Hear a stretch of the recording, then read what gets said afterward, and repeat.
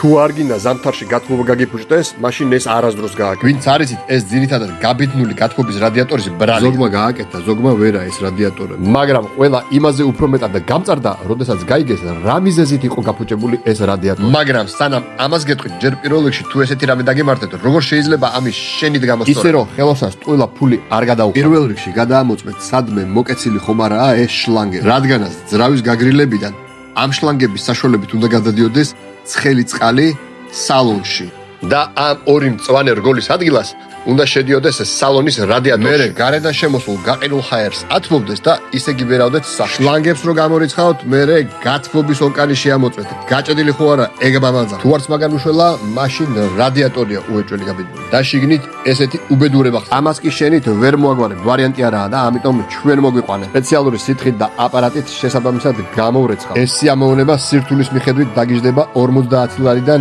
ზევით. ან კიდევ თუ ამ საცობებში სიარულის დრო არა გაქვს, დამატებით კიდევ 50 ლარი გაიმეთ. ჩვენ თვითონ წავიყვანთ, გაგიკეთებ და უკან გარანტიით გაკეთებულს დაგიბრუნებ. კომპანიის და გარანტია. ბოლოს თავარი დამნაშავე. გახსოვს 4 წლის წინ ანტიფრიზე ფულის გადახდა რომ დაგენანა და 4 წელია არ შეგიცვლია. ზუსტად ეგ ფუჭდება და ჭამს შეზრავს შიგნით. მაგრამ არ ინერვიულო, ამასაც შეგიცვლით და ყველაფერი კარგად იქნება. გარანტოტორსი, გამოგვიწერეთ, თორე დაგვკარგავ.